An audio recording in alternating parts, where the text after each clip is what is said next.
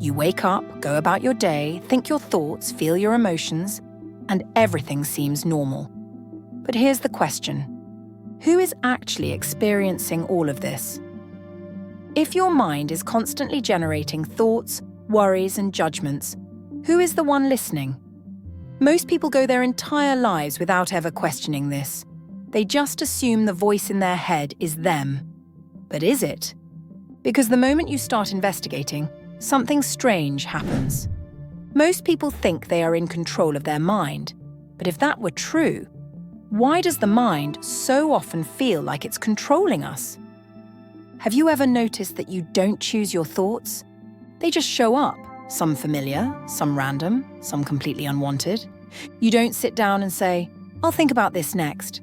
It happens automatically. And sometimes it feels like your mind is your worst enemy. You want to focus, but thoughts distract you. You want to be happy, but doubts creep in. You want to sleep, but your brain won't shut up.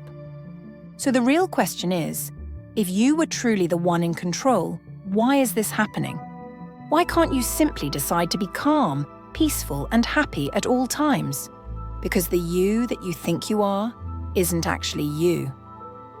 Most people live trapped inside their thoughts, believing them to be real. But thoughts are not reality. They're just stories, narratives that shape how we feel, how we react, how we see ourselves. And yet, we treat them as truth. But let's test that. Imagine sitting in a quiet room. Nothing is happening. Everything is still. But suddenly, a thought pops up. What if I mess up? Nothing actually happened, but instantly, you feel stress. Your heartbeat might even speed up. Did that thought predict the future? Did it change reality? Did it deserve the reaction it triggered? Yet it controlled you because you believed it. That's how powerful thoughts are. But what if you could see them for what they really are? Just passing clouds in the sky? Just noise in the background? Just stories that only have power if you listen?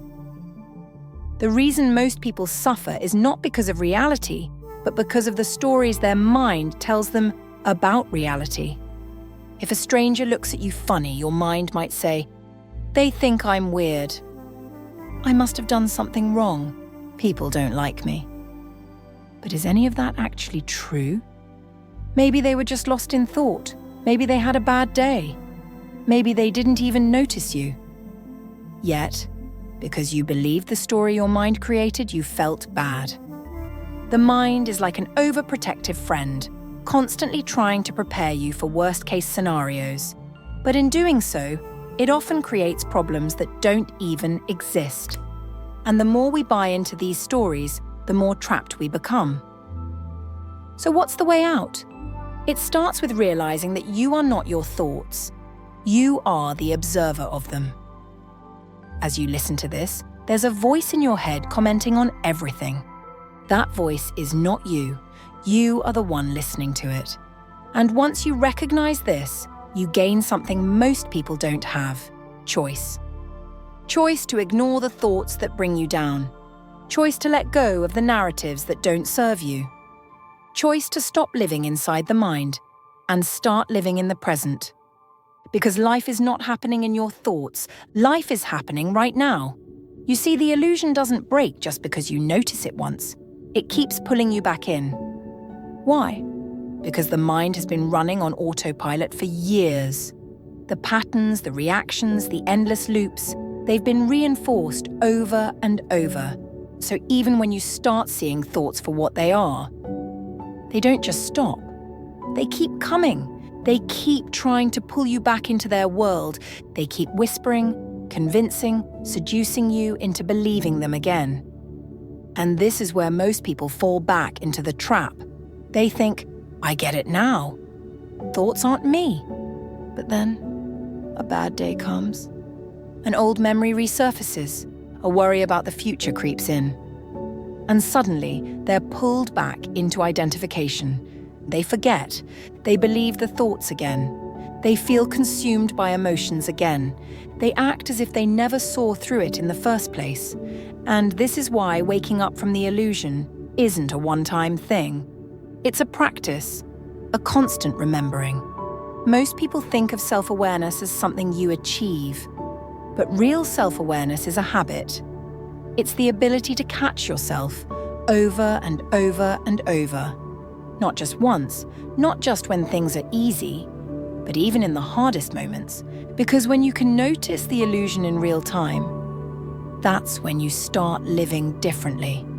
Not controlled by emotions, not trapped in unnecessary suffering, not stuck in an endless cycle of reacting. Instead, you move through life with clarity. And that clarity, it changes everything. If thoughts are just patterns, if emotions are just energy moving through you, if your reactions are just conditioned habits, then what is actually real? Who is the one behind all of this? Because something is still here. Something that is watching the thoughts, but isn't the thoughts. Something that is feeling emotions, but isn't the emotions. Something that is experiencing life, but isn't defined by any single experience. That something, that's you, not the voice in your head, not the personality you've built, not the roles you play in the world, but the awareness that is simply here, watching, the presence behind it all. And the moment you realize this, not just as an idea, but as an actual experience, you become untouchable. Because thoughts may still come, but you don't chase them.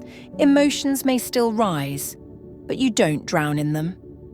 Problems may still appear, but you don't lose yourself in stress. You see them for what they are, just passing clouds in the sky. And the real you? You are the sky itself. This is where real freedom begins.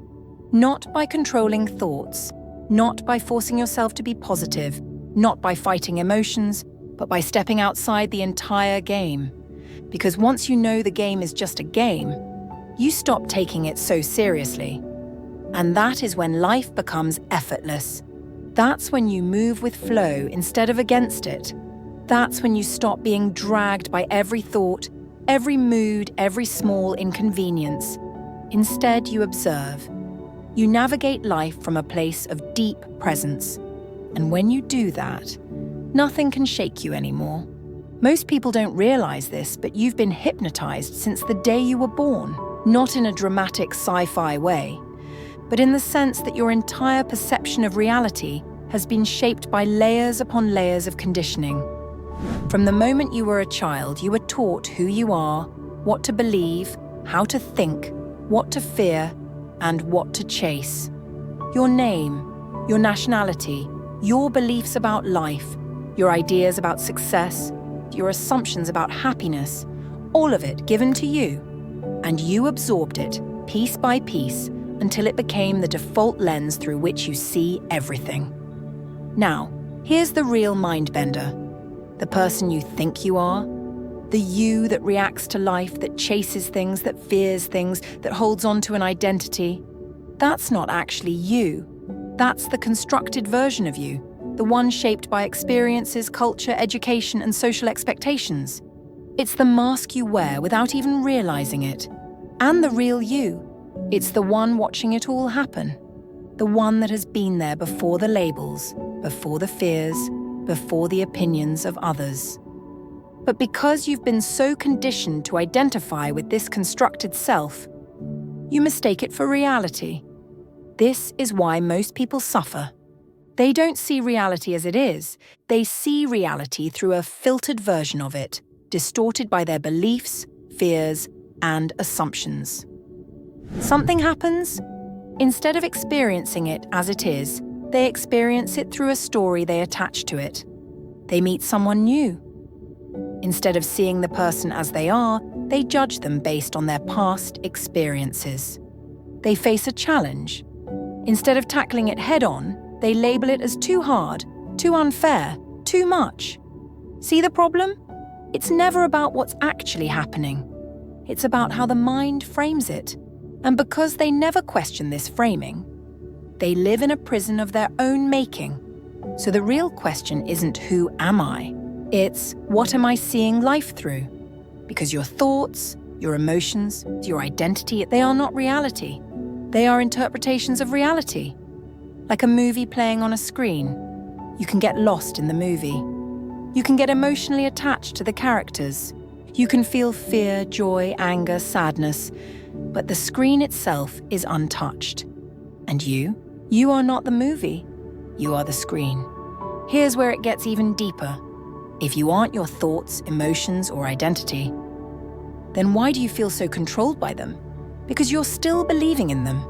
You still think the fear is real. You still think the doubt is real. You still think the narrative running in your mind is an absolute truth. But it's just noise. It's a conditioned response playing on autopilot. And once you stop believing in the noise, you stop being dragged by emotions. You stop being trapped in overthinking. You stop being a slave to the mind's endless chatter. Instead, you just see it, like background music in a cafe. It's there, but it doesn't control you. This is what true inner peace looks like. Not controlling thoughts, not fighting emotions, not forcing positivity, but stepping back so deeply that you no longer need to. Because once you step outside the storm, you realize you were never the storm to begin with. And suddenly, there's space between you and your thoughts, space between you and your emotions, space between you and everything happening in your mind. And in that space, freedom. The freedom to move through life with clarity, the freedom to feel without drowning, the freedom to think without spiraling, the freedom to exist without being consumed.